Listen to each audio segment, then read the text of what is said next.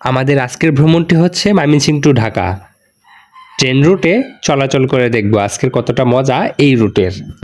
আজকে ঢাকা টু ময়মনসিংহ রুটের সৌন্দর্য উপভোগ করব এবং বিশ্লেষণ করে দেখব এই রুটটা কতটা সুন্দর।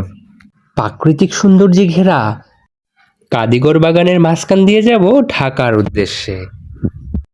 ময়মনসিংহের সব থেকে সুন্দর বন এই কাদিগর।